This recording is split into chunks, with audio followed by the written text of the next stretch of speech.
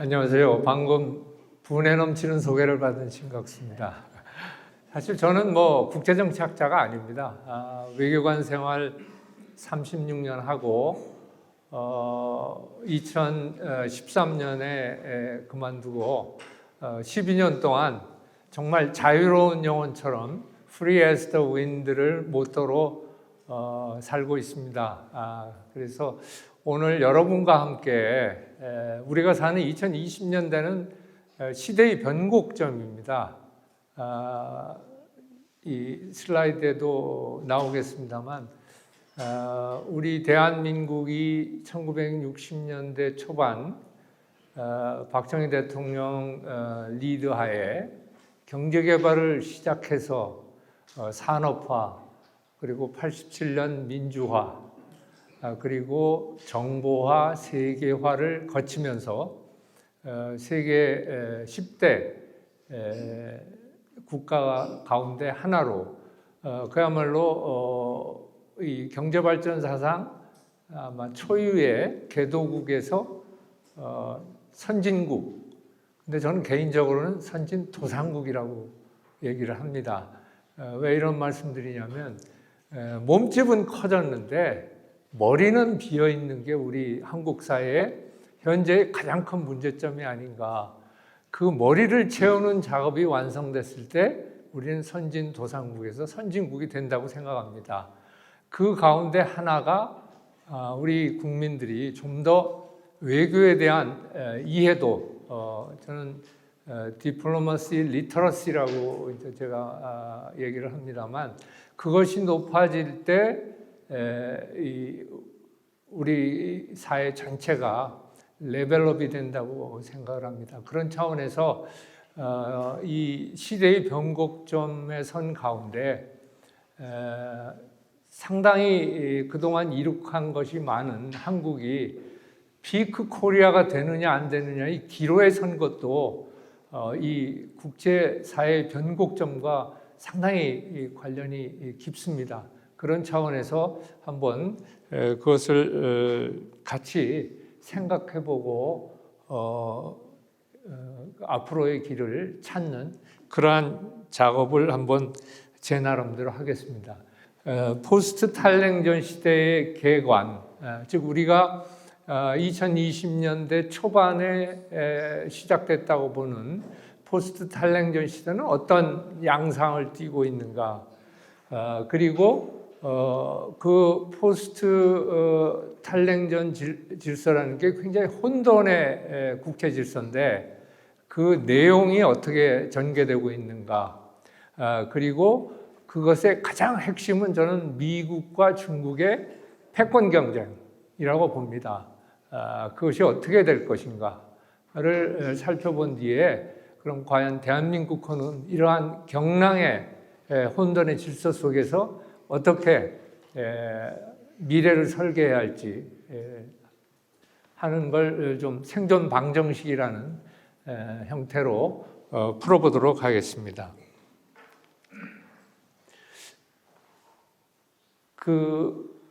보통 제가 이제 은퇴 후에도 많이 강연도 가고 세미나도 참여하고 하는데 다니면서 느끼는 거는 한국인만 모르는 5가지 사실이라는 점에 눈을 뜨게 됩니다. 첫째는 세계에서 한국이 어떤 위치에 와 있는지, 아직도 우리는 너무 빨리 개도국에서 벗어났기 때문에 개도국 멘탈리티가 좀 남아 있습니다. 저는 선진국이라는 것은 힘도 늘었지만 거기에 따른 책임도 는다는 사실을 한국인들은 아직까지는 익숙지 않은 것 같습니다.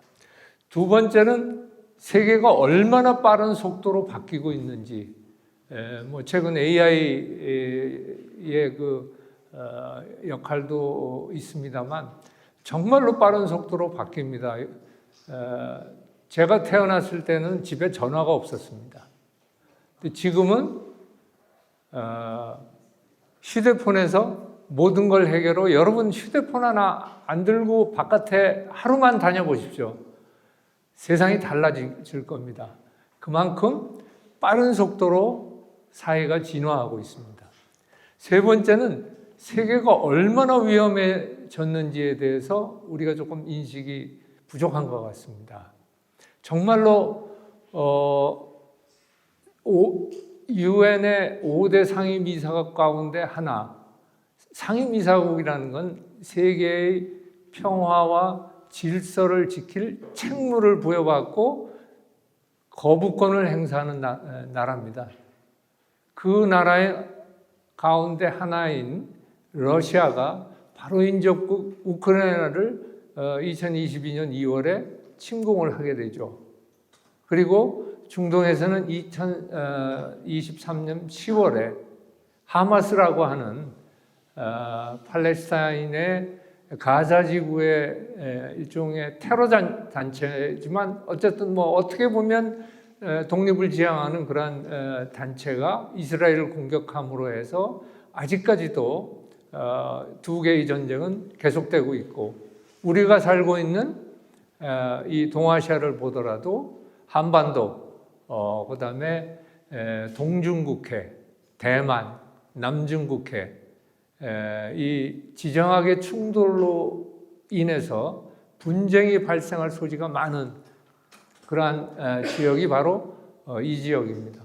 이렇듯이 세계는 훨씬 더 위험해졌습니다. 왜? 미국이 단극 질서 체제하에서 유일 초강대국으로 100번을 행사하던 탈냉전 시대가 끝이 난 겁니다. 그걸 단적으로 보여준 게 2021년 8월에 아프가니스탄 철군입니다. 여러분들 그 모습 보셨죠? 아마 여기 계신 분들은 다 기억하실 겁니다. 1975년에 베트남이 망했을 때 그 미군 철수하는 과정, 그것이 그대로 재현된 게 2021년 8월에 아프가니스탄 철군입니다. 이것처럼 굉장히 세상은 위험해졌고, 소위 유엔이라는 체제 자체가 사실은 2차 세계대전 참화를 되풀이하지 않기 위해서 국제평화와 안전의 유지를 어떻게 할 것인가라는 그런 큰 질서 속에서, 그걸 한마디로 얘기하면 자유주의 국제질서입니다. 그거는 무력에 의해서 현상을 변경하지 않겠다는 그러한 국가 간의 약속이 바로 유엔 체제인데, 그거를 유엔 체제를 유지할 책임이 있는 러시아가 우크라이나 침공하면서 깬 겁니다. 그러니까 그만큼 위험해졌고요. 네 번째는 세계에서 한국이 얼마나 외로운지 우리는 잘 모를 겁니다. 제가 유엔에서 5년 근무했습니다. 두 번, 한 번은 참사관으로 3년, 한 번은 차석대사로 2년 근무했는데, 이 5년 근무하면서 느낀 건 뭐냐면 한국은 속하는 그룹이 없어요. 예를 들면 동남아 10개국은 아세안을 통해서 일종의 블록 보팅을 합니다. 유엔에서는, 총회에서는 1인 1국가 1표입니다. 그러니까 숫자로 이 유엔 정치가 이루어지는데 한국은 외톨입니다. 일본도 외톨입니다. 그런데 일본은 쌓은 게 있고 ODA 세계 1위를 수십 년간 했어요. 그러다 보니까 일본은 그 ODA 공여를 통해서 얻은 게 있는데, 우리는 실제로 이 ODA 공여를 시작한 게 1990년대 초반입니다. 그래서 물론 이제 무역을 하면서 쌓은 일종의 네트워크는 있지만 굉장히 외롭습니다. 아프리카는 54개국 일치 단결해서 투표를 합니다. 남미 마찬가지입니다. 유럽 마찬가지입니다. 그런데 아시아는 완전히 다인종, 다문화, 다종교, 결국은 다양성이 아시아의 특성입니다. 그러다 보니까 한국은 소그룹도 속하는 데도 없고, 아시아내 서남아만 해도 사크라고 있어요. 인도가 주도에 사는 다 있는데 이 동북아에는 없어요.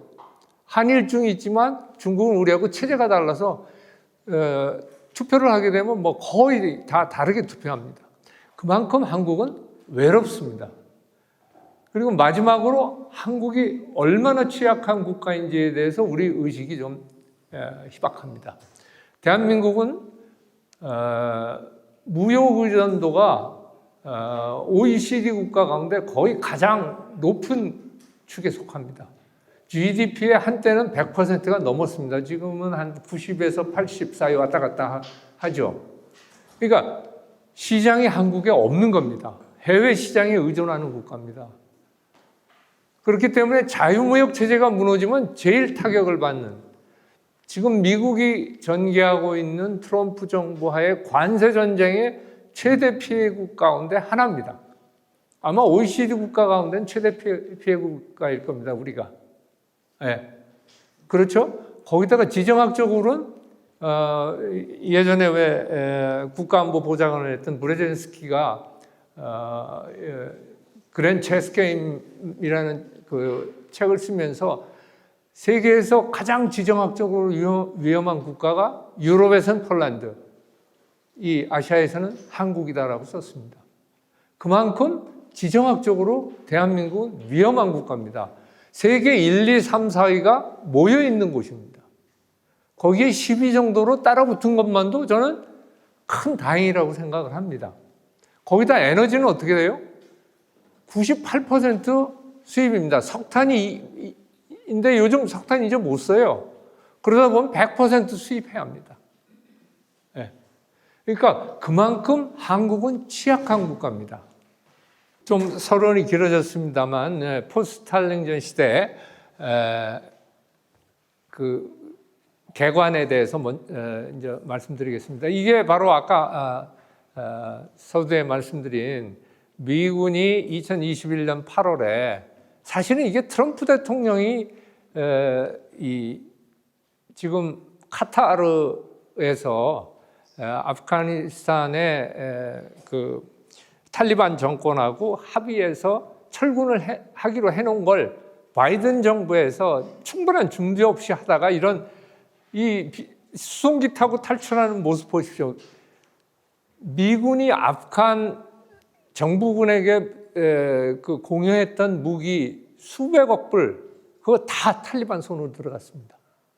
네. 이런 식으로 난민 탈출을 한 겁니다. 러시아의 우크라이나 침공 2022년 2월 벌어진 일입니다. 그나마 우크라이나가 사실은 2014년부터 우크라이나 동부의 돈바스 지역이죠. 돈바스 지역이 사실은 우크라이나의 아주 중요한 공업지대입니다. 거기서 석탄도 나고 여러 가지 희귀금속도 많이 나고 또 거기에 원전, 자포로지아의 원전이 있습니다. 그래서 우크라이나에 전력 공급을 하는 곳입니다. 여기에는 이 소련의 그 지배를 받았을 때부터 소련의 주요 공업지대 가운데 하나입니다. 그렇기 때문에 러시아인이 많이 살았어요.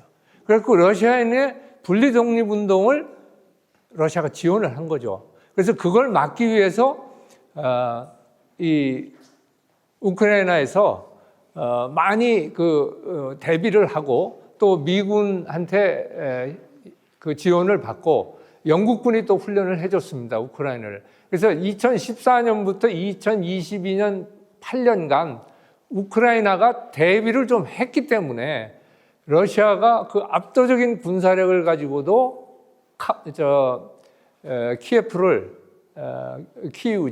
키이우를 점령하지 못하는 그러한 상황이 벌어져서 지금 3년을 넘겨서 이제 4년째 전쟁 중에 있습니다. 일종의 소모전입니다. 이건 옛날 1차 세계대전 때 전선이 고착돼 가지고 인력 희생만 커지는, 지금 우크라이나 전선에서 러시아 병사 희생자가 하루에 1,000명이라는 얘기까지 있습니다. 부상자 포함해서. 그만큼 이 소모전이 지속되고 있는 우크라이나 전쟁 모습이고요. 이러한 포스트 탈냉전 시대의 그 특징은 뭐냐면 복합 대전환입니다. 여러 가지 전환이 복합적으로 이루어집니다. 우선 경제 사회적으로 어떻게 변환이 되냐면 제일 대표적인 이제 4차 산업혁명입니다. 즉 기술 혁명이 일어나는 거죠. AI, 퀀텀 컴퓨팅, 로봇, 드론, 5G, 6G 통신수단 이런 것들이 서로 연계되면서 가속화되는 겁니다. 과학기술 혁명이. 그런데 이게 경제적인 함의만 갖는 게 아닙니다. 군사적인 함의를 갖습니다. 우크라이나 전쟁 3년 반 동안 미군이 사실은 우크라이나 지원하면서 모자이크 전쟁이라는 아주 새로운 이 4차 혁명 시대 과학기술, 군사기술에 맞는 전법을 지금 개발하고 있습니다. 기본은 뭐냐? 전에처럼 전력을 집중해서 투입하지 않습니다. 분산합니다. 분산하고 수시로 그 요소들을 결합해서 모자이크식으로 결합해서 공격을 하고 방어를 하는, 이거는 우리 주한미군에도 상당히 영향을 주는 그러한 사항이 되겠습니다. 두 번째는 인구 문제입니다. 지금 세계에서 지금 90억, 80억이죠. 100억까지는 인구가 증가하리라고 봅니다. 그 100억부터는 하강합니다. 왜? 아프리카를 제외한 모든 지역이 출산율 감소, 저출산의 정도의 차이는 있지만 특히 아시아가 심합니다. 유럽은 뭐 이미 시작됐고, 이것은 늦게 터지는 시한폭탄입니다. 왜? 생산력의 중요한 요소가 노동이고, 그거는 노동 가능한 인구로 계산이 됩니다. 그게 줄어드는 겁니다. 그러면 소비도 문제가 되고 복지도 문제가 되고 굉장한 사회적인 경제적인 문제를 내포하게 됩니다. 세 번째는 기후위기입니다. 전에는 기후변화라고 했는데 요즘은 기후위기라고 합니다. 전에는 지구온난화라고 했는데 지금은 지구비등이라고 합니다. 글로벌 워밍에서 글로벌 보일링으로 가고 있습니다. 파리협정을 2015년에 채택해서 목표는 뭐냐? 2100년까지 지구의 온도를 산업혁명 당시의 기온보다 1.5도로 줄이겠다는 겁니다. 올라가는 걸 막겠다는 거죠. 그런데 파리협정 자체는 강제적인 감축을 하는 교토 의정서와 다릅니다. 그러다 보니까 개별 국가가 약속을 하고 그 약속을 5년마다 점검하면서 이 온실가스를 감축하는 겁니다. 우리는 뭐 지금 곧 아마 다음 그 약속을 이제 발표할 텐데 55에서 60% 사이로 지금 설정을 했는데, 제가 보기에는 굉장히 우리 산업계에 엄청난 부담을 줄 겁니다. 더군다나 그걸 신재생 에너지로 하겠다? 택도 없는 소리입니다. 대한민국은요, 유럽과 같이 전력망, 파워그리드가 다 연결된 국가들이 아닙니다. 한국이나 일본이나 에너지 섬나라입니다. 신재생 에너지의 간헐성에 의해서 스페인에서도 지난번에 정전이 일어나가지고 엄청난 피해를 줬거든요. 그게 왜 그러냐면 신재생 에너지는 안정적이지 않기 때문에 그렇습니다. 이와 같은 즉 화석연료를 줄이는 데 따른 에너지 전환이, 즉 녹색 에너지의 전환이 모든 산업계 전반에 영향을 미칩니다. 왜? 에너지는 산업의 기초입니다. 대한민국이 이 경제 발전을 이렇게 빨리 한 데에는 제가 보기에는 원전을 통해서 이웃 나라보다 대개 3분의 1 정도 있습니다. 제가 주일대살 시절에 2011년에서 13년 일본하고 비교해보면 전기값이 3분의 1이었습니다. 지금은 거의 비슷해졌습니다. 그 다음이 팬데믹입니다. 여러분 2020년 19년 말부터 시작해서 3년간 팬데믹으로 우리 고생했죠.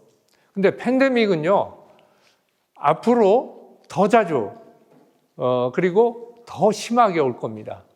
이게 결국 뭐냐면 팬데믹이라는 게 옛날에 뭐 패스트도 있었고 가장 비근한 예로는 1차 세계대전 때 이 스페인 독감, 이 스페인 독감이라는 게 사실은 미국 독감입니다.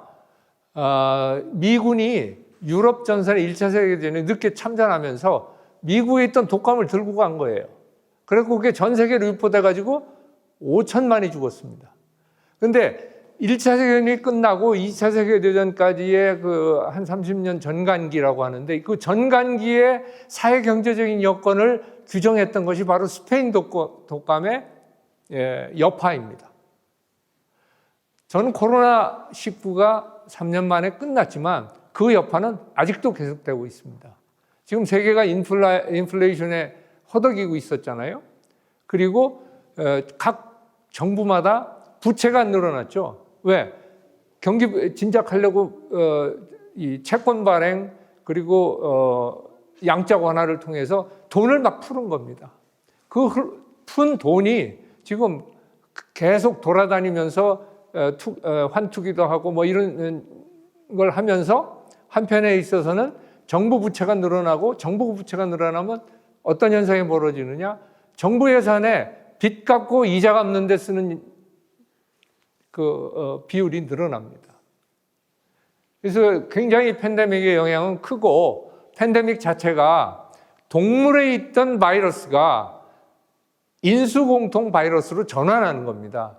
근데 동물 그러니까 박쥐라든지 뭐 들쥐라든지 이런 동물들에 있던 그 바이러스가 생태계가 자연에 의해서 파괴되니까 자꾸 노출되는 겁니다. 인간 사이에.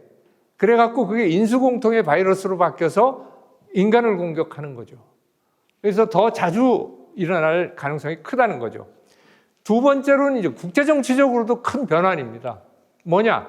미중 전략 대결이 가속화됩니다. 이건 결국은 미국이 상대적으로 경제적인 면에서 하강하면서 또 중국은 부상하면서 이 패권을 둘러싼 특히 아시아 지역에서의 특히 서태평양 지역에서 미국과 중국의 전략 대결이 심화되는 거죠. 그러면서 소위 그레이 파워 폴리틱스라고 하는 강대국 정치가 국제 정치의 한 흐름으로 복귀하는 그런 현상이 나타나고 있죠. 두 번째로는 우리가 분단국이고 그 분단국에서 통일의 대상으로 삼고 있는 북한이 핵무기를 갖고 이제는 사실상의 핵무장 국가가 되기 위한 저는 구분응선을 넘었다고 생각합니다. 핵무장 국가라 함은 상대방의 공격을 받고 남은 그러니까 공격에 의해서 피해 받은 부분을 제어한 무력으로 상대방을 제압할 그게 이제 소위 상호 확증 파괴라는 MAD, Mutual Assured Destruction의 그 원리죠. 근데 그걸 가지려면 2차 핵 공격 능력, Second Strike Capability를 가져야지 됩니다. 그 단계까지 북한이 제가 보기에는 한 2, 3년 내면 될 것 같아요. ICBM 개발해서 미국을 타격할 수 있고, 그 다음에 적어도 핵탄두를 인도, 파키스탄이 한 170개 지금 가지고 있습니다. 그 정도 수준으로 이스라엘이 120개고, 그럼 이스라엘 수준으로 본다 그러면 지금 현재 이 핵탄두 내지는 핵탄두로 전환할 고농축 우라늄 내지 플루토늄의 양을 환산해 보면 되게 80 플러스 마이너스 알파입니다. 그리고 매년 10개 이상의 이 핵무기 고농축 우라늄이나 플루토늄을 생산해내고 있습니다. 그러니까 120개까지 가는 거는 여반장이죠. 네. 그렇기 때문에 이대로 가면 아마 북한은 사실상 핵무장 국가. 다만 국제사회는 절대로 핵무장을 인정하지 않을 겁니다. 다만 전 트럼프 대통령이 미국 교섭을 하면서 그와 유사한 단계까지 가지 않을까 좀 걱정을 하고 있습니다. 그 다음에 네 번째는 미국의 신고립주의 마가입니다. Make America Great Again. 결국 미국 우선주의에 의해서 지금도 보면은 최근에도 뭐 베네수엘라나 엘살바도르나 니카라구아나 이 마약 그 공급 차가라는 이유로 거기에 대해서 굉장히 지금 무력을 집중시키고 있습니다. 그래서 저는 다음에 어떤 무력 충돌이 일어난다면 저는 남미가 되지 않을까 그냥 개인적으로 그런 생각을 해봅니다. 그건 뭐냐면 트럼프 대통령의 전략 우선순위가 첫째가 미국 본토입니다. 본토의 펜타닐 그리고 다른 마약류 반입 금지, 이민 금지 다 쫓아내는 이거가 최우선순위예요. 그리고 이 도시에 범죄 진압하기 위해서 지금 주방위군을 파견하고 있지 않습니까? 그러니까 그게 일이고 전에는 미국 본토방위란 말은 미국 방위 전략에 손톱만큼도 없었습니다. 근데 트럼프 정부 때 나온 겁니다. 그 다음이 남미입니다. 중남미. 그 다음이 제가 보기엔 아시아일 겁니다. 미중 대결 때문에. 그 다음이 유럽. 그 다음이 중동. 요 5가지입니다. 제가 보기엔 미국의 전략적인 우선 지역은 이것이 국제정치로 엄청난 함의를 갖게 되는 거죠. 그 다음에 아까 말씀드린 이 지금 현재 진행 중인 2개의 큰 전쟁, 우크라이나 전쟁과 중동의 이스라엘과 이 이란 간의 또는 이란의 대리국가들 또는 대리단체들 거의 이제 이란 쪽이 다 거의 파괴됐습니다.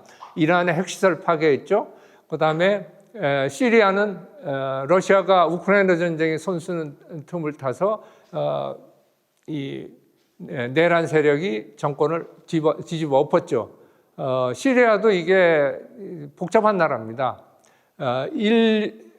시리아 인구의 10%에 불과한 알라위족이 지금 60년간 통치하다가 넘어간 겁니다.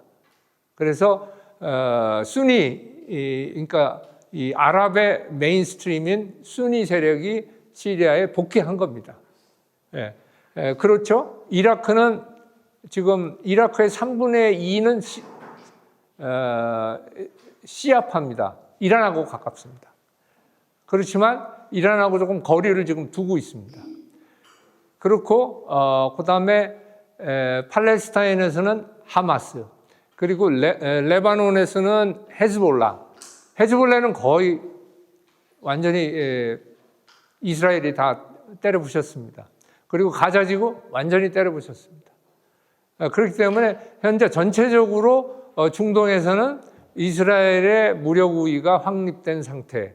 그렇지만 그렇다고 해서 이 중동에서의 반 이스라엘 과격파가 사라졌느냐? 절대 그렇지 않습니다. 그러니까 분쟁은 소규모 분쟁은 계속될 겁니다. 그러니까 이런 복잡한 구도의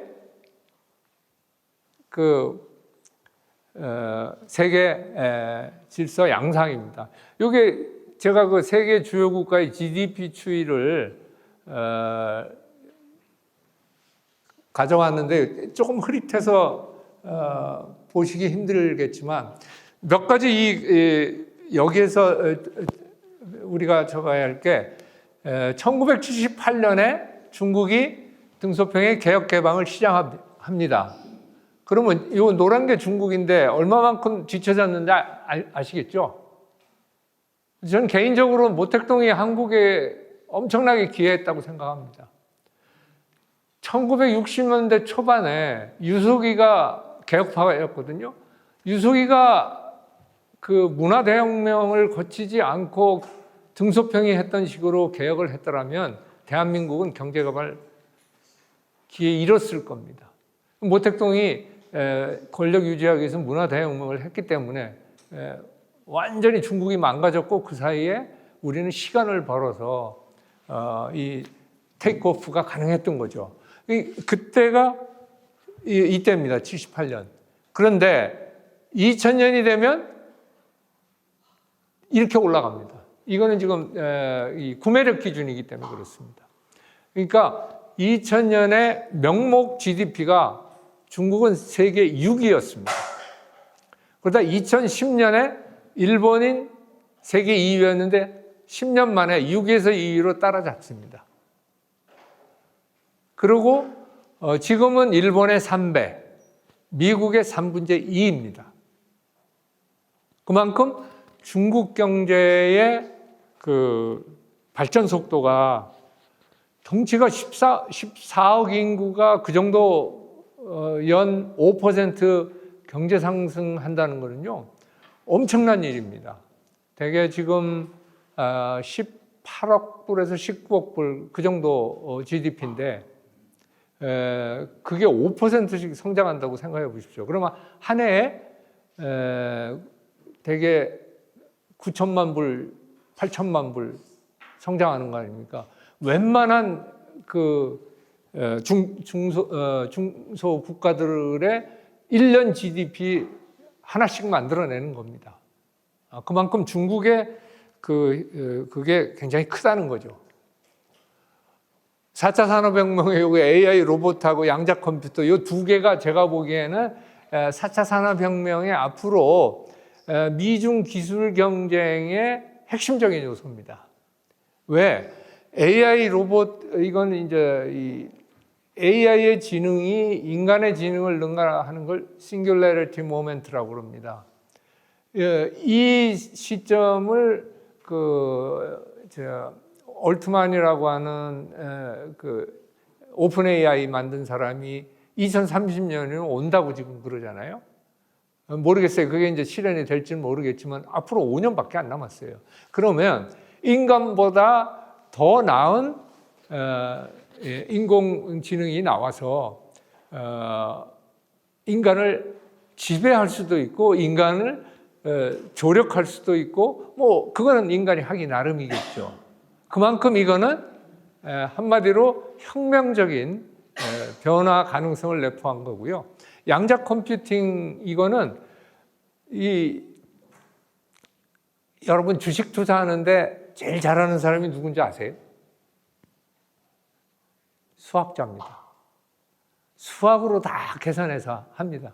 그러니까 알고리즘이라는 게 이 AI에 사용되는 알고리즘 또 그거의 기본은 수학입니다. 그래서 수학을 잘하면 직업 중에 저는 앞으로도 제일 유망한 직업인 수학자라고 저는 개인적으로 그렇게 생각을 합니다. 그 컴퓨팅 파워를 획기적으로 늘려주는 게 양자 컴퓨터입니다. 네. 그래서 이 양자 컴퓨터를 미국이 먼저 하느냐 중국이 먼저 하느냐에 따라서 경제 안보, 안보의 격차가 달라지는 그러한 핵심 기술입니다. 그리고 인구 문제 아까 말씀드렸는데 이게 중위 연령표입니다. 우리 중위 연령, 그러니까 인구의 가운데 그 나이가 하나의 기준이 되는데 보통 개도국은 20대 조금 넘습니다. 우리는 47세인가 뭐 아마 그럴 겁니다. 그리고 유럽은 뭐 훨씬 많이 갔고요. 여기 보시면 나타나잖아요. 이게 요 색깔이 제일 많은, 예? 한국도 거의 일본이 여기 유럽하고 같죠. 그리고 제일 낮은 게 아프리카입니다. 그래서 앞으로 아프리카가 떠오르는 시장이라고 하는 이유가 거기에 있습니다. 기후위기, 지구 비등 아까 말씀드렸듯이 지금 현재 2015년 파리 협정에 따라서 각국이 온실가스 감축을 약속한 것을 다 더하면 이미 2035년에 파리 협정이 약속한 1.5도를 넘어선다는 거죠. 최근에 발표된 통계입니다. 그만큼 미국이 또 파리 협정을 탈퇴하고 거기서 상대적으로 각국이 미국이 빠지니까 시어머니가 없는 거죠. 시어머니가 있어야지 돼요. 그래야 가정이 좀 이렇게 방향을 잘 잡고 가는데 자기가 빠져버리니까 이 커미트먼트도 이행도 안 하고 약속의 내용도 퀄리티도 떨어지고 그게 현상입니다. 포스트 탈냉전 시대 특징 크게 4가지입니다. 초불확실성이 세계입니다. 왜? 그래서 이 확실한 건 불확실성뿐이다. What is certain is uncertainty itself 라고 하는 말이 나온 이유가 거기에 있습니다. 그렇기 때문에 그 변화하는 불확실성 속에서 계획을 하고 계획을 집행해야 하기 때문에 탄력성, 리질리언스가 중요한 요소가 됩니다. 두 번째는 초연결성의 사회입니다. 지구 반대편에 있어도 동시대에 알게 됩니다. 예전에는 한국에서 무슨 일이 일어나면 일본에서 제대로 보도되는 건 한 2, 3개월 뒤입니다. 지금은요, 조선일보, 중앙일보, 동아일보 바로 일본어로 판이 올라가서 야후닷컴, 일본 야후닷컴에 그대로 게재돼서 바로 동시 반응을 합니다. 그리고 분야 간에도 다 연결이 되어 있습니다. 그리고 영역 간에도 다 긴밀히 연결돼서 소위 요즘 융합이 강조되는 이유가 거기에 있습니다. 그러니까 문제 해결 방안은 통합적이어야 한다. 전체적이어야 한다. 홀리스틱 어프로치가 중요한 게 거기에서 나오는 거죠. 세 번째는 초불안정 시대입니다. 변화가 가속화되고 국제 체제 자체가 아까 말씀드린 대로 냉전 시대의 양극 체제, 탈냉전 시대의 단극 체제가 지금 다극화로 가는 경향이 있기 때문에 아주 불안정한 겁니다. 그 다음에 초변동성의 시대입니다. 다양하게 복합위기가 발생하다 보니까 폴리크라이시스, 즉 그 복합위기가 많이 나타나고 그러다 보니까 가치를 공유하는 국가들 간의 연대, Coalition of the Willing에 의한 연대, 솔리데리티가 중요해지는, 친구를 많이 만들어야 하는, 물론 각자 도생이지만 그 각자 도생을 하기 위해서 연대해야 하는 그런 상황이 벌어지는 거로 저는 보고 있습니다. 사실 근대 국제 질서가 탄생된 것을 국제정치학자, 국제법학자들은 1648년에 웨스트팔리아 조약 회의라고 하는데 30년 전쟁이 끝나고 웨스트팔리아 조약이 체결되면서 거기에서 소위 근대 국제법이 탄생이 되고 국제정치가 그때 이제 주권 국가를 중심으로 한 질서가 형성되기 시작했고 우리가 지금 현재 누리고 있는 1945년 즉 그 2차 세계대전의 전승국인 연합국들 간에 전후 처리를 하기 위해서 전후 질서를 논의하기 위해서 모여서 논의해서 만든 것이 바로 유엔이고 이게 1945년 샌프란시스코에서 유엔 원장 서명회의 모습입니다. 근데 이게 지금 커다란 위협에 놓여 있다고 말씀드릴 수 있겠고요. 그리고 이게 1991년 소련의 마지막 국기 개항 모습입니다. 소련이 해체된 겁니다. 그래서 그 소련의 연방을 구성하던 것들이 전부 분리 독립을 했죠. 러시아 빼고 다 분리 독립을 하고 동구권이 이제 자유국가가 되고 독일이 통일이 되고 그래서 역사는 끝났다라고 프란시스 후쿠야마가 얘기했는데 너무 일찍 그런 얘기를 했고 사실은 역사는 어떤 면에서 보면 되풀이된다고 하기는 그렇고 그 라임이라고 이제 역사학자들은 얘기하는데 비슷한 형태로 이렇게 이제 동조화해가는 현상이 있다 뭐 그런 얘기들을 하는데 제가 보기엔 지금 현재의 2020년대 국제정치 상황을 보면 1차 세계대전과 2차 세계대전 사이의 전간기의 국제사회의 모습과 상당히 유사하다 라고들 얘기를 합니다. 이게 이제 탈냉전 시대가 붕괴하는 첫 이 시작의 원점은 저는 개인적으로는 2001년에 알카에다라고 하는 테러 단체가 미국의 심장부인 월스트리트에 있는 쌍둥이 빌딩 그리고 미국 국방성을 이제 공격해서 거의 한 2만 명 정도 아마 희생자가 있었던 걸로 기억하는데 미국 본토 공격은 처음입니다. 물론 독립 초기에 영국군에 의한 공격이 좀 있었지만 그 외에는 본토 공격이라는 게 없었습니다. 그러다 보니까 미국이 제가 보기엔 과잉 대응을 한 거죠. 아프가니스탄의 이제 탈리반 정권을 정복하고 이어서 이라크에 개입한 것이 저는 뭐 아프간까지는 뭐 불가피했다고 보더라도 이라크에 개입했던 것이 저는 실책이었고 사실 아프가니스탄 전쟁이 미국이 치룬 해외 전쟁의 가장 더 롱기스트 워입니다. 20년 정도 이제 전쟁을 했고 그리고 그 전비가 막대했습니다. 하루에 약 3억 불씩 썼습니다. 3억 불. 그러니까 1년이면 1,000억 불입니다.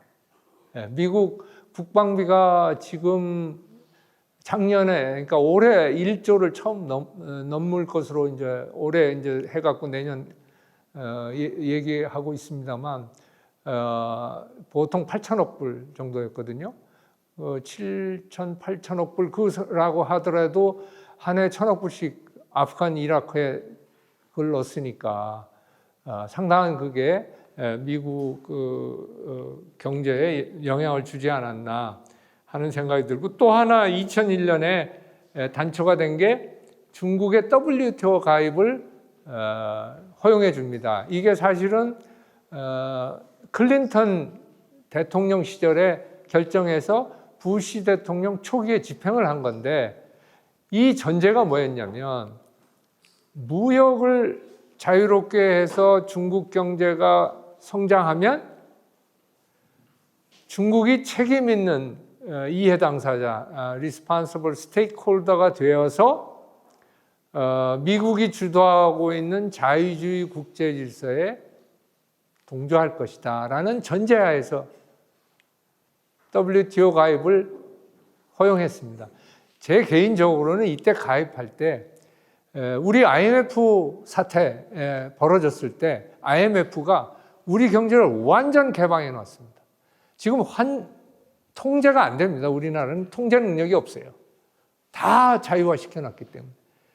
그 정도는 아니더라도 중국이 그러한 미국이 바라는 형태로 가게 하기 위한 그 장치들을 요구해서 그걸 허용해 줘야 하는데 그런 거 없이 WTO 가입을 허용해 주는 바람에 아까 말씀드린 대로 2000년에 6위던 중국 경제가 10년 만에 그때는 뭐 한 연 10% 막 성장하고 했으니까요.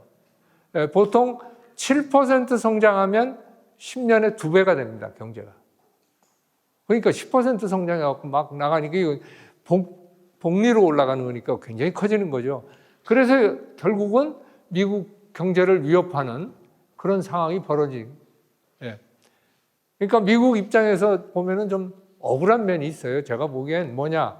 자기들이 전후 질서를 다 구축하고 그거에 의해서 패전국이었던 독일, 일본 경제 부흥시키고 그리고 냉전 시대의 적국이었던 중국 경제 개방시켜서 경제 개방해서 시장 제공해서 기술 제공해서 자본 제공해서 자기를 위협하는 국가로 키웠고 그러니까 굉장히 트럼프 입장에서 보면 억울하고 그러다 보니까 이제 지금 뭐 미국 우선주의나 이런 걸로 해서 이 전 세계를 몰아치고 있는데 자기 자유주의 국제 질서를 유지하기 위한 기본 요건을 충족하게끔 중국이나 뭐 다른 동맹국들이나 이렇게 하면서 했더라면 지금과 같은 미국이 제조업이 완전히 공동화되고 뭐 이런 사태는 어느 정도 완화할 수 있었지 않았나 하는 생각은 하는데 뭐 이미 엎질러진 물이니까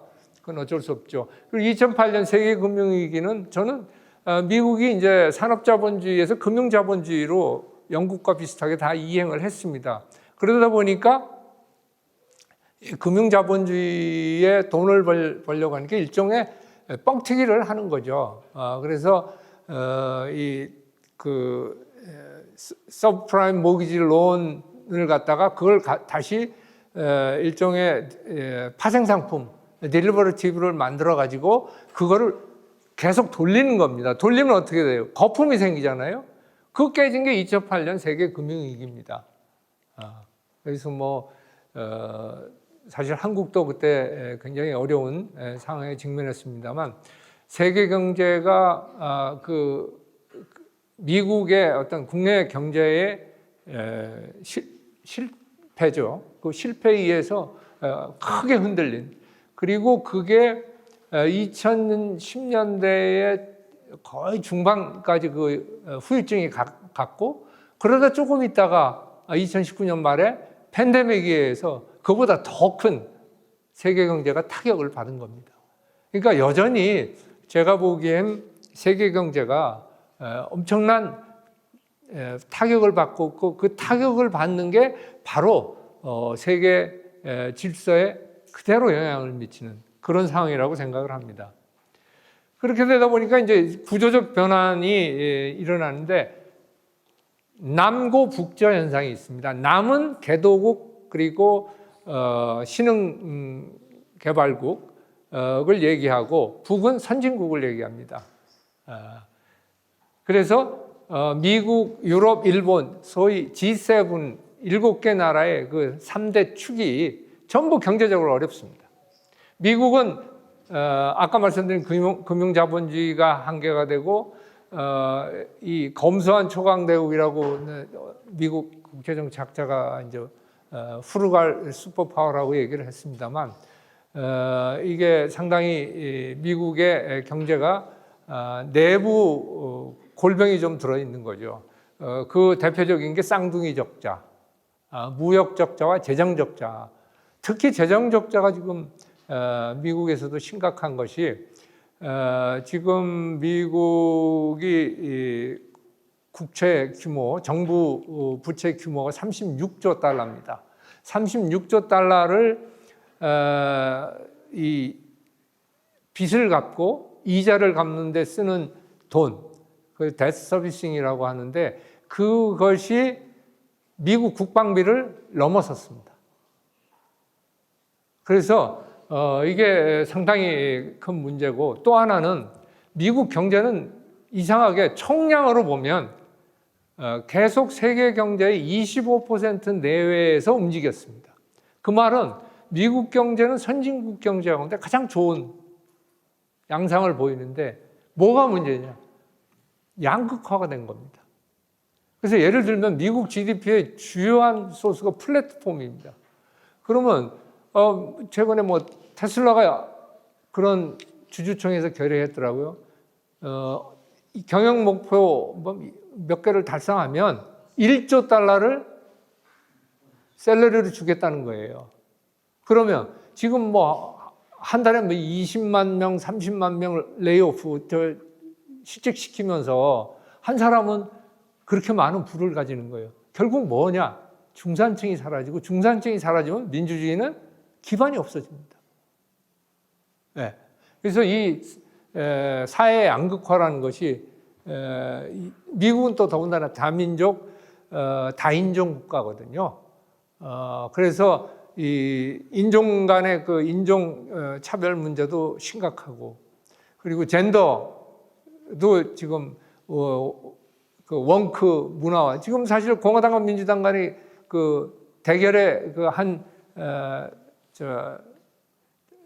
폴트 라인에 단층에 있는 것이 바로 그 젠더 이슈입니다.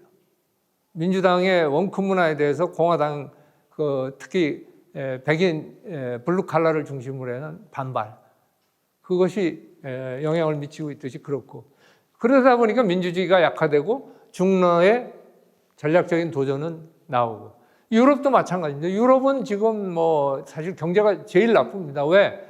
그동안 유럽 경제의 핵심은 독일인데 독일은 이 러시아를 교역을 통해서 변화시킨다라는 정책에 따라서 해왔어요. 그러면서 러시아는 뭐 가진 게 이 석유하고 가스밖에 없으니까 그거를 다 거기서 의존했죠. 근데 2022년 2월에 우크라이나 전쟁이 일어나면서 거의 다 일부는 뭐 수입을 하고 가스는 수입을 합니다만 그걸 절연을 하니까 지금 제일 그 신재생 에너지를 많이 했던 데가 독일입니다. 원전 다 폐기했고 그래서 지금 독일이 제일 경제가 어려운데 그 어려운 원인의 하나는 에너지, 두 번째는 과다한 중국 의존. 중국에 거의 중국 시장을 보고 거기다 가가지고 중국한테 기술 다 뺏겼어요. 지금 중국이 기술을 하는 거 물론 자기들이 개발한 것도 있겠지만 제가 보기에는 전부 기술 강제 이전, 중국 시장에 접근하려면 기술 강제적으로 이전하라 하는 거에서 기술 취득해가지고 그걸 기반으로 자기들이 시장의 규모의 경제를 이용해서 세계 제조업의 한 40%를 지금 점령하고 그거에 과다 의존하니까 공급 과잉이 일어나서 전 세계 시장을 교란하는 덤핑으로 나가고 그렇게 다 벌어지는 거거든요. 그다음에 일본. 잃어버린 30년입니다. 1990년대 초반에 제가 1980년대 두 번 일본 근무했습니다. 일본 경제의 절정기에 근무했습니다. 그 당시에 일본 땅을 팔면 미국 땅 2개를 살 정도로 많았습니다. 그런데 90년대부터 꺼지기 시작해서 잃어버린 30년을 겪으니까 어떻게 되냐. 디플레이션이 제일 무서운 겁니다. 경제가 쪼그라듭니다. 경제가 쪼그라들면 어떻게 되냐. 인센티브가 사라지는 겁니다. 사회에 활력이 없어져요. 청년들 만나보면요. 제가 80년대 근무할 때는 미국에 유학을 한 5만 명 정도 갔어요. 지금 2만 명에서 3만 명 사이입니다. 안 나가요.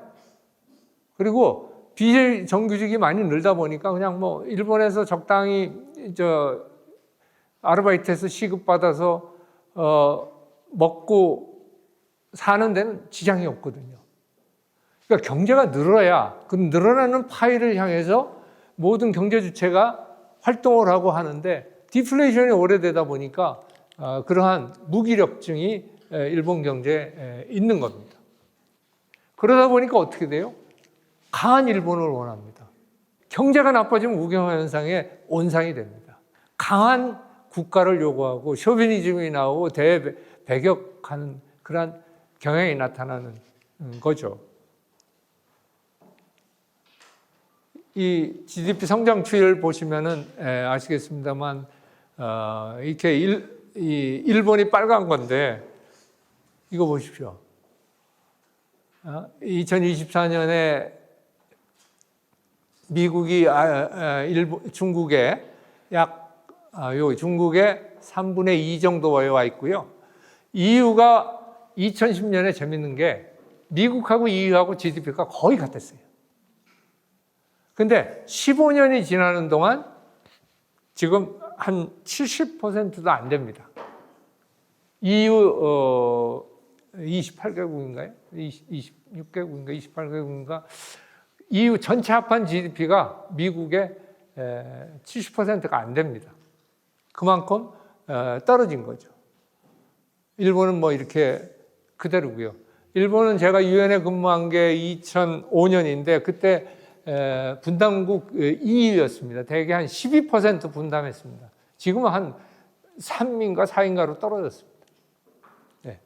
그만큼 이 세계 경제의 변동이 국제 질서에 큰 변동을 가져오는 거죠.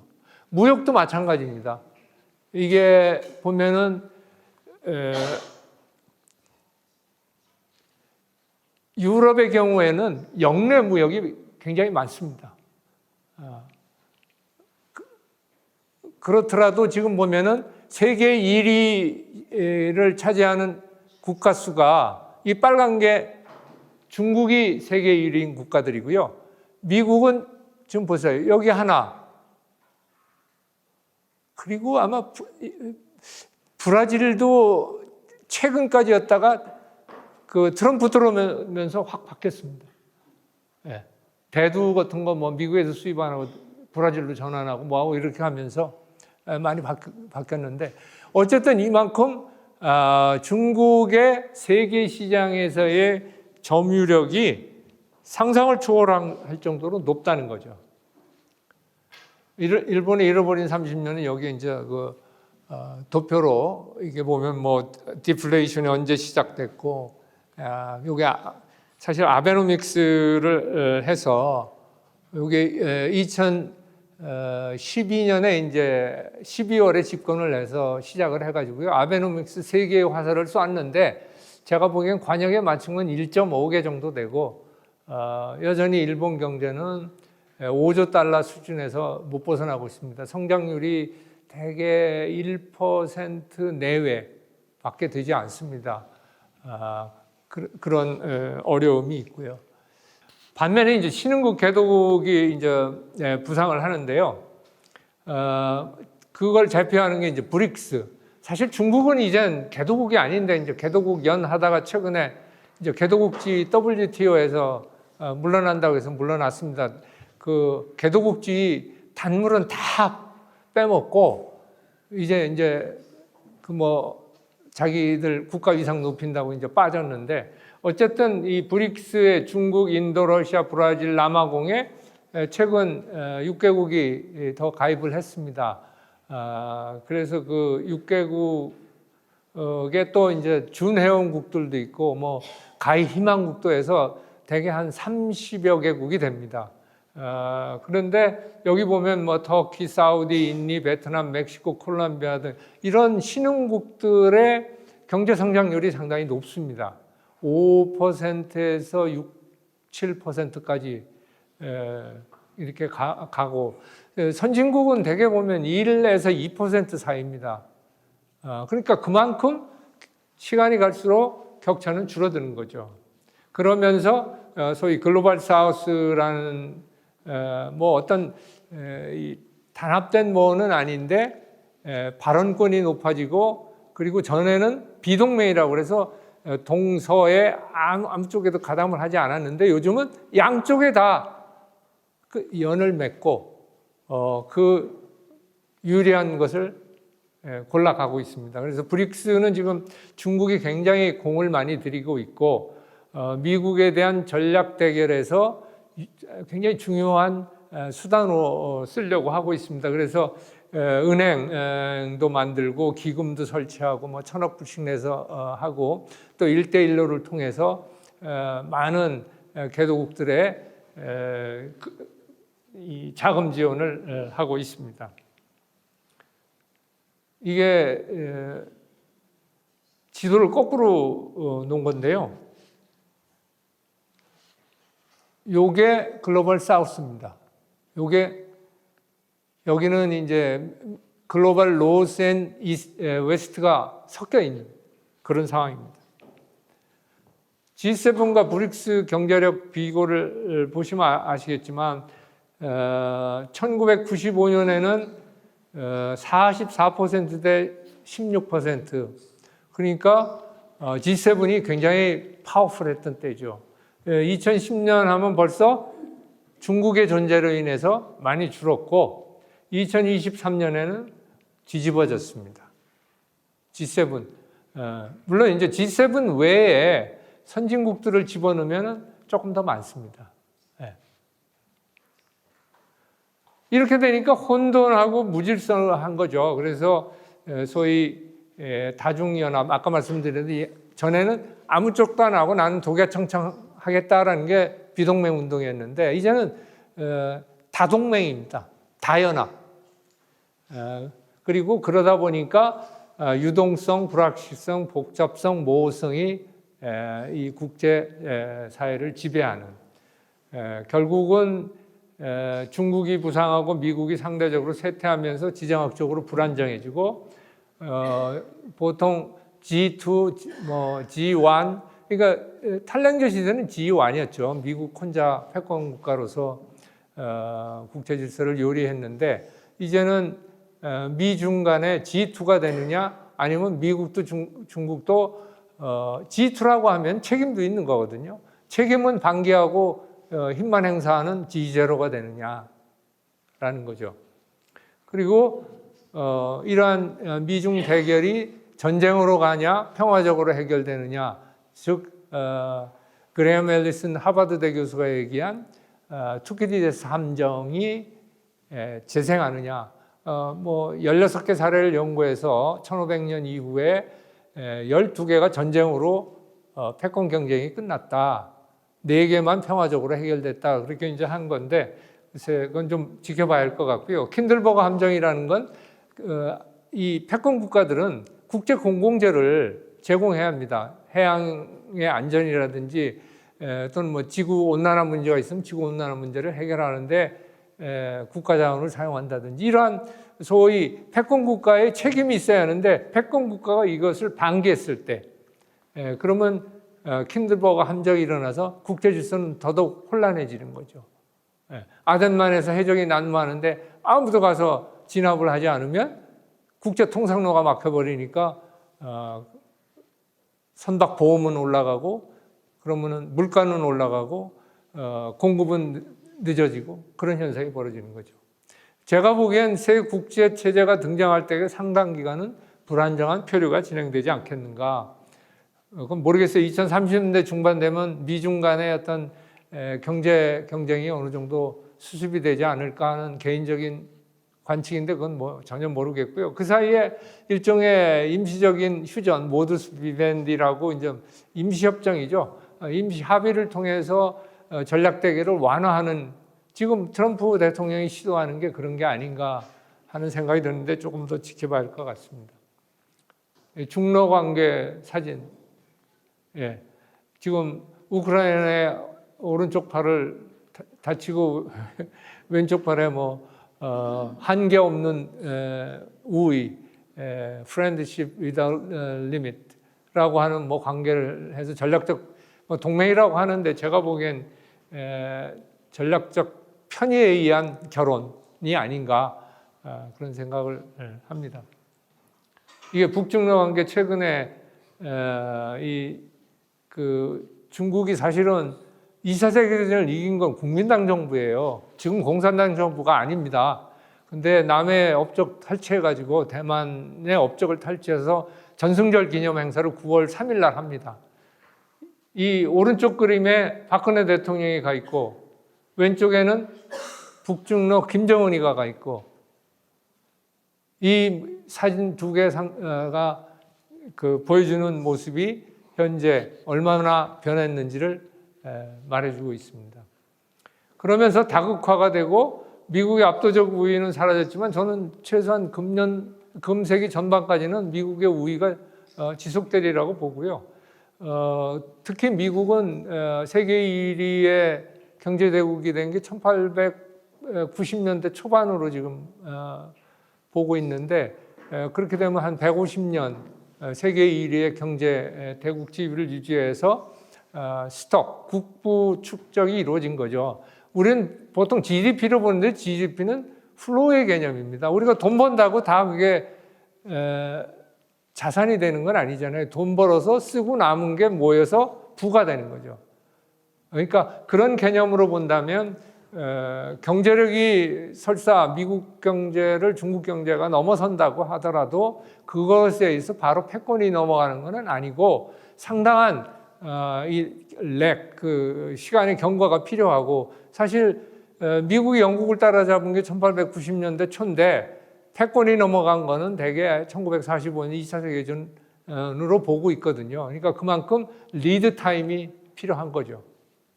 그리고 강대국 경쟁이 대두되면서 지정학 단층대에서 전쟁 위험이 높아지는 그리고 미국은 대중 경쟁에 대외 전략의 최우선 순위를 부여하고 거기에 모든 역량을 집중하고 그러니까 바이든 대통령 때는 자국의 경제를 되살리고 그래서 인베스트라고 하고 그다음에 얼라인하고 동맹국과 동맹 관계를 튼튼히 하고 그러면서 컴핏한다는 게 바이든 정부의 저거였는데 그게 이제 트럼프 정부에서는 미국 위주로 이제 우선주의로 바뀌다 보니까 그 우선순위가 바뀐 거죠. 예. 그러다 보니까 미국이 자유주의 국제 질서의 그 운영자였는데 손을 자꾸 떼는 겁니다. 그리고 자유주의 국제 질서에 반하는 행위들을 자꾸 합니다. 관세 정쟁이라는 거는 WTO, 그 전에 가트 WTO 체제를 완전히 뒤엎는 겁니다. 예.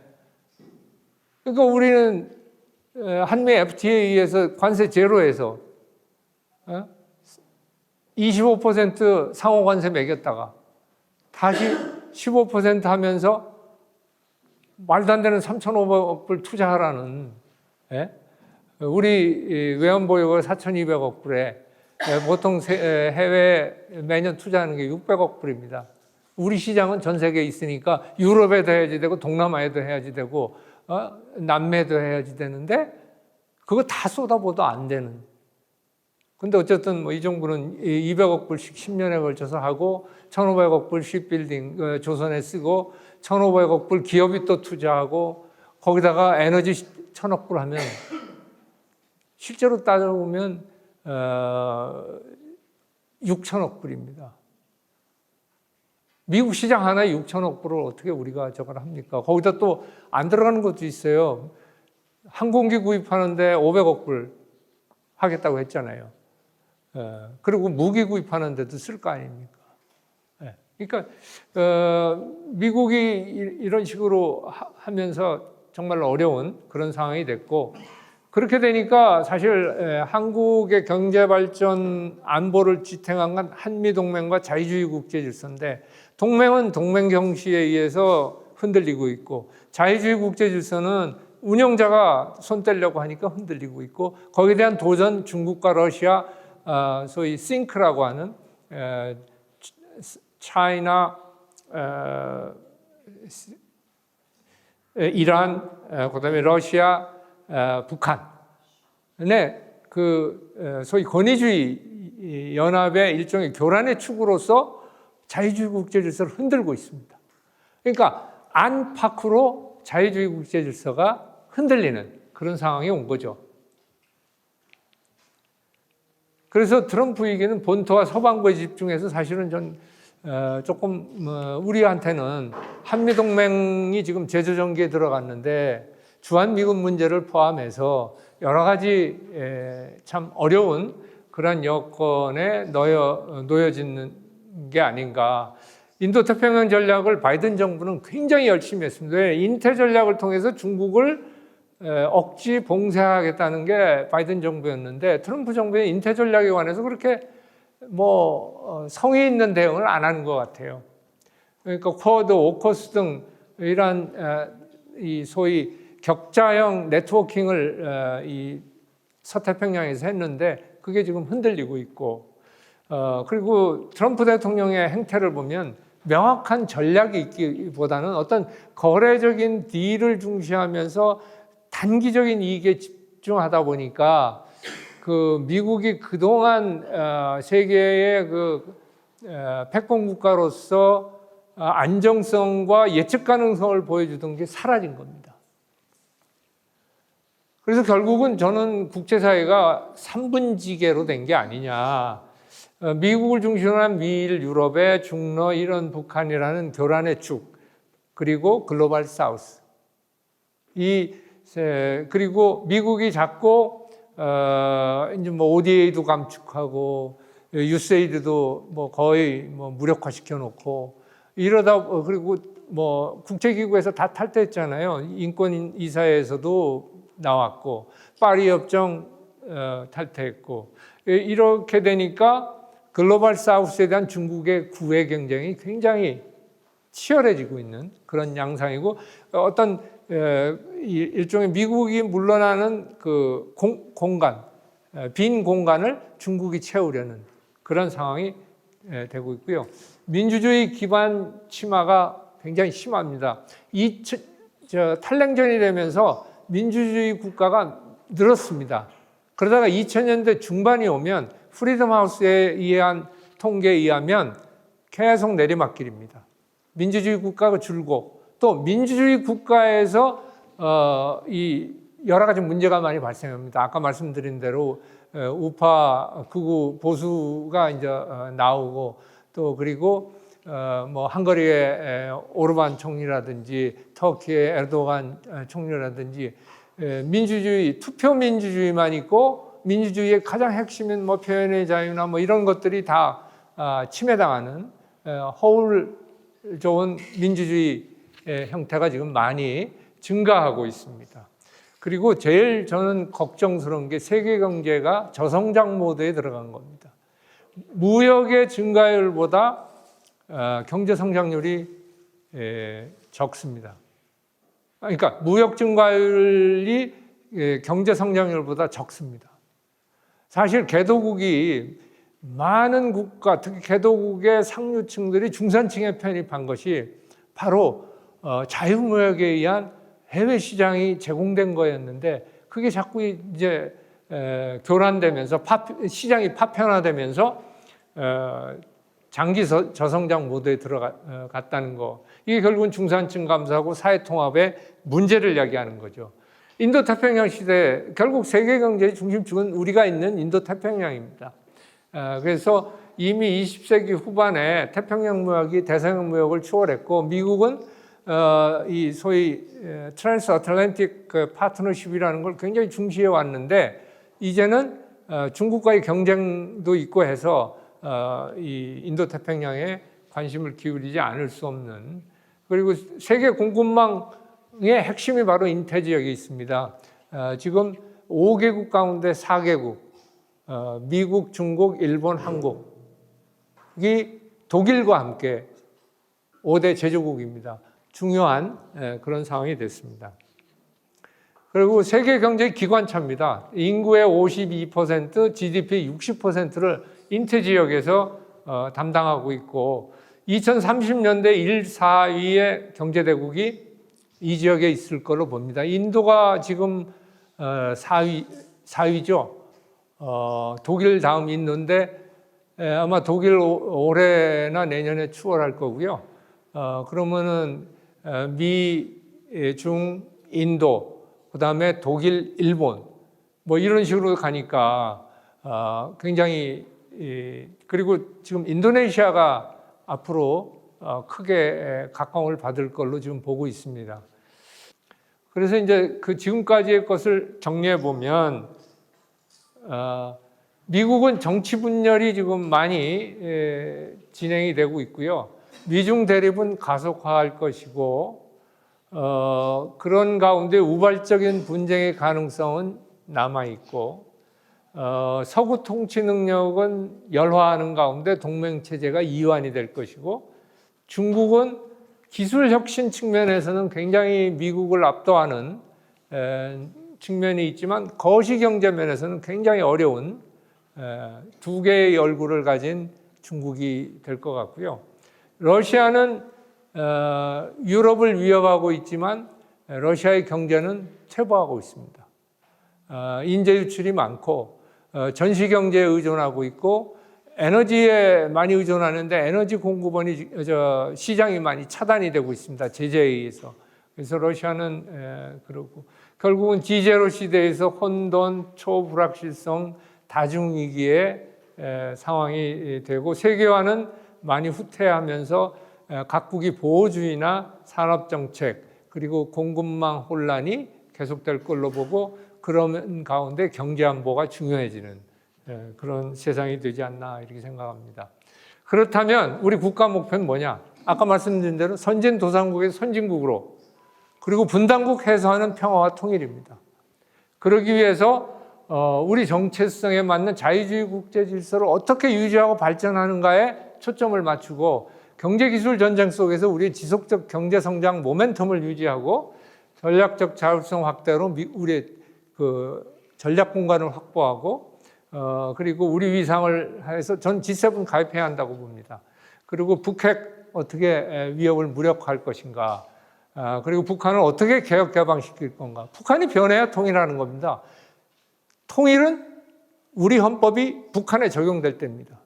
이건 명확히 해야 합니다. 지금 그거 흔들리고 있잖아요. 여순 반란 사건이 무슨 그 정부가 그런 어떤 잘못한 행위로 그걸 해가지고 군과 경찰의 사기를 떨어뜨리는 이런 행위했다가는 한반도 평화도 유지 못합니다. 통일은커녕. 저는 아주 그런 점은 분명히 해야 되고요. 열린 해양 세력과의 연대를 강화하고 글로벌 네트워크를 심화시켜야 합니다. 그리고 여건은 아까 말씀드린 대로 좋은 점은 국력은 늘었습니다. 그렇지만 취약성도 늘었다는 사실, 이 점을 좀 우리가 알아야겠고요. 그런 의미에서 우린 중견국 외교 전략으로 나가요. 최근에 서울대 국제대학원 이근 교수가 강대국 전략에 관해서 했는데, 그런 꿈은 크게 가져야겠지만 제가 보기엔 현실에서 벗어나도 곤란하다고 보고, 그런 차원에서 이런 여러 가지 그거를 제가 했는데, 이거 자세한 시간 관계상 설명은 생략을 하겠습니다. 그래서 어쨌든 저는 그렇게 생각합니다. 지금 이 사회 혼돈의 국제 질서 속에 살려면 자강, 동맹, 연대입니다. 자강, 우리 스스로의 정치, 경제, 외교, 안보, 문화적인 역량을 강화하고 한미동맹 재조정 과정에서 우리의 이익을 확보하고, 한미동맹이 아무래도 예전 같지 않으니까 그걸 보완하기 위한 유럽이라든지 동남아, 일본, 호주, 캐나다 이런 국가들과의 연대, 즉 우리와 가치가 유사한 국가들과의 연대, 이 세 가지를 잘 할 때 저는 대한민국의 생존 방정식이 완성된다고 봅니다. 그러기 위해서는 세계로 미래로 열린 국가로 나가야 합니다. 그리고 북한 핵 문제는 저는 한 가지만 말씀드립니다. 억지 방어 능력이 비핵화보다 훨씬 중요합니다. 비핵화는 거의 불가능하다고 생각하면 되고, 다만 북한의 사실상 핵무장 국가가 인정되는 사태로 가는 것을 막아야 합니다. 경제안보를 강화해야 합니다. 이제는 경제안보 없이는 미국과의 동맹 유지도 어렵습니다. 그래서 그런 경제안보 강화하고, 인태전략은 아까 말씀드린 대로 우리의 생존 공간입니다. 좀 더 적극적으로 인태전략을 추구해야지 되고요. 분단 관리 및 통일을 위해서 통일 외교를 좀 더 적극적으로 해야 한다고 생각하고요. 우리 작지만 강한 나라, 소프트 파워를 강화함으로써 저는 가능하다고 봅니다. 그리고 기술 혁신과 무역 환경을 확보하는데 우리 혼자 할 수 없습니다. 그렇기 때문에 기술 외교도 필요하고 과학 외교도 필요하고 여러 가지 네트워크, 그리고 특히 희귀금속이라든지 이런 공급망 확보하는 이런 노력을 계속 해야겠죠. 그래서 제가 아까 말씀드린 대로 우리의 생존은 자강 동맹 연대에 있다라고 생각하고, 너무 길어져서 죄송합니다. 마치겠습니다.